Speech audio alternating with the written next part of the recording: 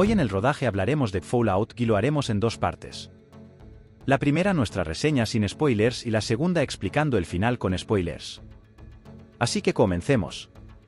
Los creadores de la producción de Prime Video, Geneva Robertson y Graham Wagner, y los productores ejecutivos Lisa Joy y Jonathan Nolan, también creadores de Westworld, entendieron cómo adaptar la franquicia de videojuegos para atraer tanto a aquellos que lo jugaron como a quienes nunca habían oído hablar de él.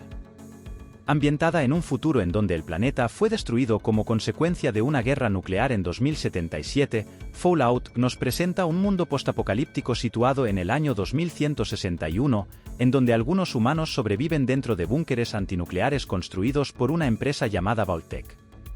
Como suele ocurrir con las grandes corporaciones de la ficción, esta también va a esconder sus secretos y su protagonista será la encargada de llegar a la verdad de todo el asunto. La historia va a estar contada desde los puntos de vista de tres personas con ideologías muy distintas.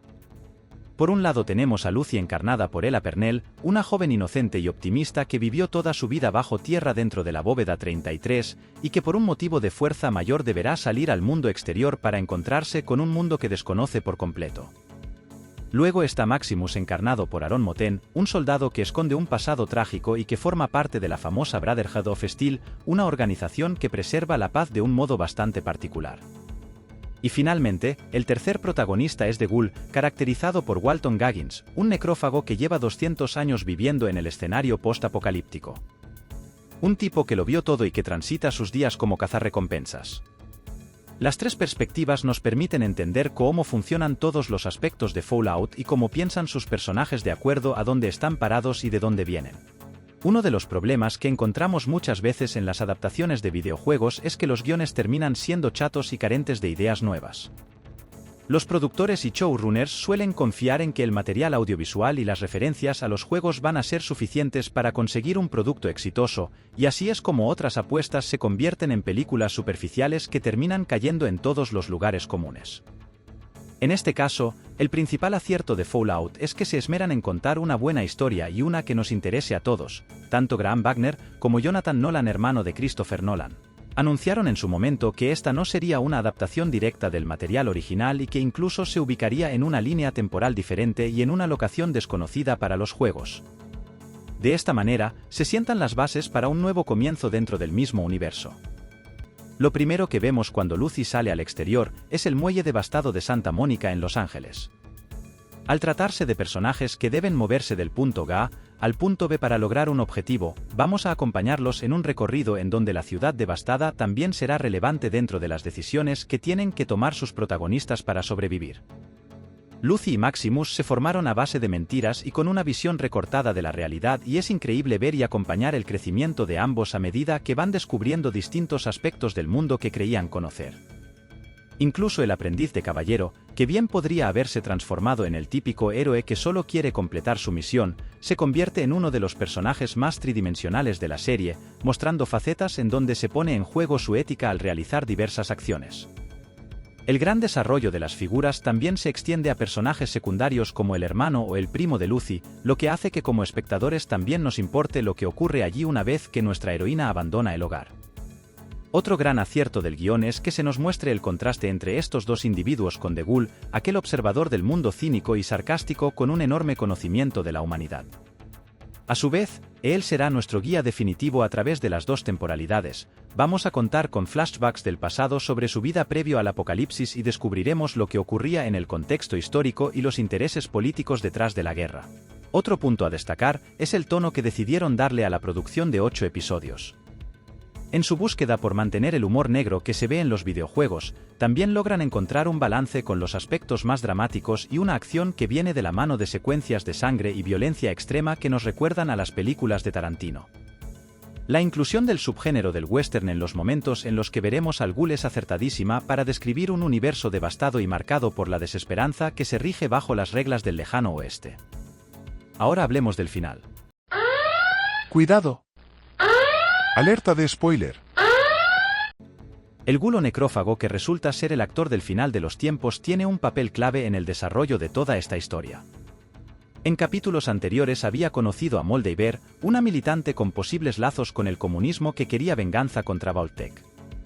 Ella le da un micrófono para escuchar todas las conversaciones de su mujer y descubre que la empresa que ella dirige, Vault-Tec, está planeando arrasar los Estados Unidos con el objetivo de salir a la superficie varios centenares de años después y controlar el mercado de manera monopolística. El hermano de Lucy descubre de manera paralela todo esto al entrar en el refugio 31 y darse cuenta que es una cámara criogénica para los ejecutivos de Vault-Tec. Por su parte, Lucy termina su viaje después del capítulo anterior y llega finalmente a la base de Moldaver, donde está dispuesta a salvar a su padre y acabar con ella. No obstante, se da cuenta de que las cosas no son tan sencillas. Resulta que su padre era malvado y formaba parte del cuerpo ejecutivo de Vault-Tec. Descubre que él fue quien bombardeó Shady Sands, la capital de la República de Nueva California, ya que no quieren que ninguna sociedad prospere si no está dominada por ellos. Además, su madre se había fugado del refugio 33 con Lucy para vivir allí. Esto incluyó que su madre se convirtiera en un necrófago en un estado deplorable. Luego su padre la rapta y la devuelve al refugio. Ante todo esto, Lucy se vuelve contra su padre por estas revelaciones, y el supervisor McLean escapa cuando el necrófago llega para ejecutar su venganza.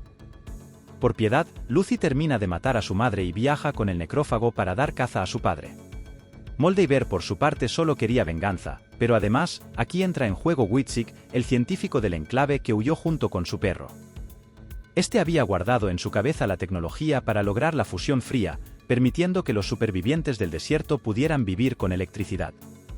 En sus últimos momentos de vida, Moldaver, que es asesinada por la Hermandad del Acero en la batalla defendiendo su base, activa la central de fusión y consigue darle energía a toda la región.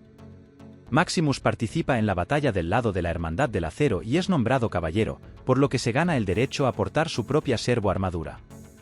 También se descubre que él había sido inocente de herir a su amiga, que se mutiló la pierna a sí misma en el primer episodio para no salir al desierto. El Ghoul y Lucy vuelven a unir fuerzas de nuevo, pero para una misión muy diferente. Si el viaje de Lucy antes era para salvar a su padre de las malvadas garras de Moldaver, ahora la misión es acabar con él, ya que ha resultado ser un empleado de alto nivel de Vault-Tec y por lo tanto ha estado jugando con su familia y con el futuro del refugio todo este tiempo. Es por este motivo por el que van a perseguirlo, y parece que sus huellas lo llevan a un lugar muy concreto que los fanáticos del videojuego habrán reconocido a simple vista, pero que los amantes en exclusiva de la serie no habrán terminado de entender. Lo que se ve al fondo del acantilado es una ciudad que sobrevivió al bombardeo nuclear llamada New Vegas. Así, es la ciudad de Las Vegas en las que los distintos casinos han formado peligrosas mafias. En el juego, ambientado unos años antes, nos encontramos que la ciudad está dirigida con mano de hierro por el extraño Mr. House, un hombre del que no desvelaremos más datos por miedo a destripar alguna parte de la trama de la segunda temporada. Lo que está claro es que la siguiente temporada estará ambientada en el desierto de Mojave y que hará recurrentes alusiones a Fallout New Vegas, posiblemente el juego más querido de la saga en 3D. Si te gustó este vídeo, no puedes dejar de suscribirte y activar la campanita para ver más contenido como este. También puedes compartirlo con tus amigos o amigas amantes del cine. Te dejamos con 2 vídeos que quizás te gusten. Haz clic sobre cualquiera de ellos para verlos. ¡Hasta la próxima!